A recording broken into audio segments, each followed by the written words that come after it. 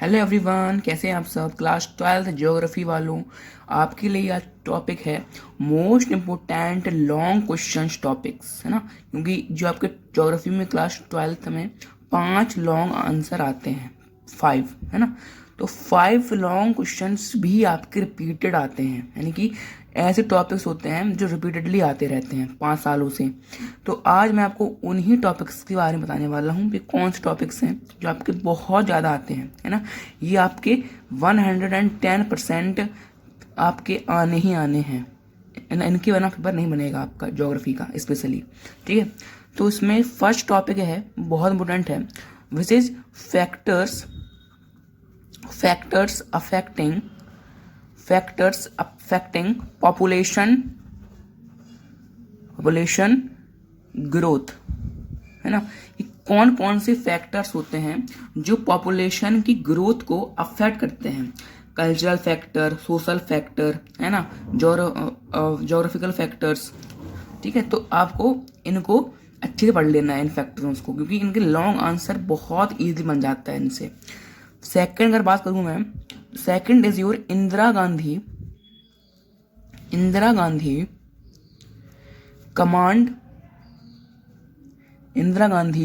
Command canal area.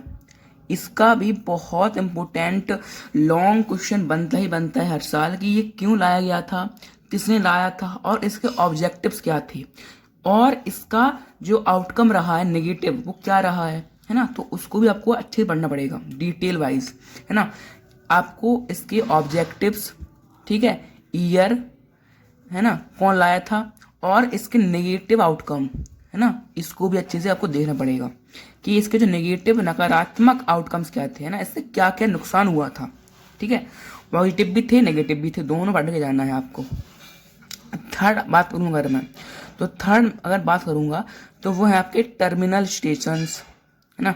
Terminal station माने कि आपकी जो कैनल्स हैं, आपकी जो राइन वाटरवेज हो गई, है ना, जो आपकी राइन वाटरवेज हो गई आपकी ट्रांस साइबेरियन, क्योंकि इनका डायरेक्ट क्वेश्चन आपको देखने को मिलेगा ही मिलेगा। मैप में हो गया, शॉर्ट में हो गया, लॉन्ग में भी आता है ये क्वेश्चन 5 मार्क्स के लिए कि राइट द जनरल फीचर्स, है ना। आपको फीचर लेने पड़ेंगे जनरल, यानी कि आपको जनरल फीचर्स आ सकते हैं इसके, कि आपके इसके फीचर्स क्या क्या थे, कहाँ पे ये, मतलब कहाँ पे है ये स्टेशन, है ना, कहाँ पे है ये वाटरवे, इसका फंक्शन क्या है, ऑब्जेक्टिव्स क्या है इसके, है ना। इकोनॉमिक ट्रांसपोर्टेशन कम कर देता है ना, और आपका जो इकोनॉमिक डेवलपमेंट कैसे करता है, ठीक है, 2 इंडस्ट्रियल पोर्ट को जोड़ता है। तो आपको वो सब इसमें लिखना पड़ेगा, ये भी इम्पोर्टेंट काफ़ी है।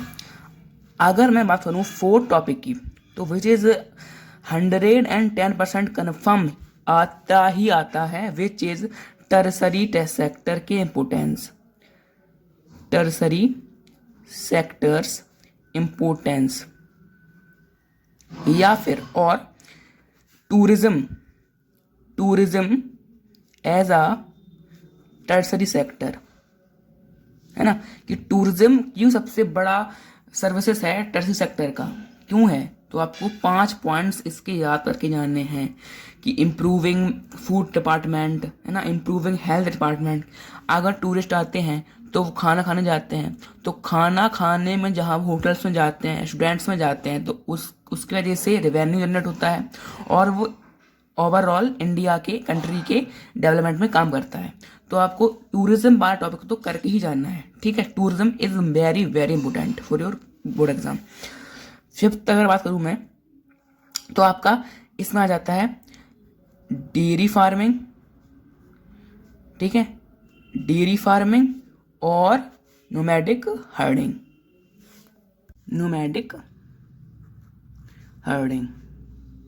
ठीक है। ये भी आपके बहुत इंपॉर्टेंट हैं, डायरेक्ट 5 क्वेश्चन का बनता ही बनता है इंपॉर्टेंट, है ना। इसको भी आपको अच्छे से जानना पड़ेगा, ठीक है, अच्छे से। 5 पॉइंट्स तो मिनिमम है ना, 5 पॉइंट्स तो मिनिमम लिखने पड़ेंगे आप। अब बात करूँ नेक्स्ट टॉपिक की, तो which is your large scale और हाईटेक इंडस्ट्रीज। ये बहुत इंपॉर्टेंट है, अगर ये 5 मार्क्स में नहीं आता है तो ये 3 मार्क्स में पूरी चांस है आने की। लार्ज स्केल हाईटेक बहुत इंपॉर्टेंट टॉपिक है, ये बहुत इंपॉर्टेंट, ठीक है। मतलब अगर ये 5 मार्क्स में नहीं आया तो ये MCQ में आएगा, मतलब ये आना ही आना है पेपर में आपकी, आई गारंटी, ठीक है। सेकंड लास्ट टॉपिक की बात करूंगा अगर मैं, तो which is your mineral conservation, ठीक है। इसमें आपको 2 चीज़ें देखनी है। पहला, non conventional resources and sustainable development. ये आपका 110% 5 मार्क्स में इस बार आएगा, जरूर आएगा। 5 मार्क्स में आना ही आना है इस टॉपिक को, बिकॉज ये टॉपिक आपका बहुत इंपॉर्टेंट है ना, क्योंकि इसमें सस्टेनेबल डेवलपमेंट बताना है आपको, ठीक है। और मिनरल क्यों हमें कंजर्व करने चाहिए, क्या इंपॉर्टेंस मिनरल की, वो आपका आना चाहिए, ठीक है। तो ये भी इंपॉर्टेंट टॉपिक है आपका। एंड लास्ट टॉपिक मेरे हिसाब से वो रहेगा आपका, बट नॉट द लीस्ट, है ना। लास्ट है लेकिन लीस्ट नहीं है, इंपॉर्टेंट है काफ़ी ये भी। तो दिस इज योर आपका topic number, last topic, sustainability,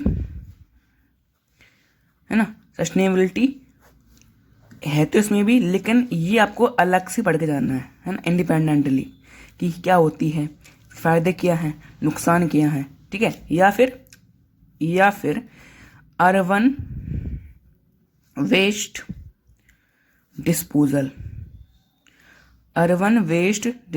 ये भी काफ़ी इंपॉर्टेंट है ये, है ना।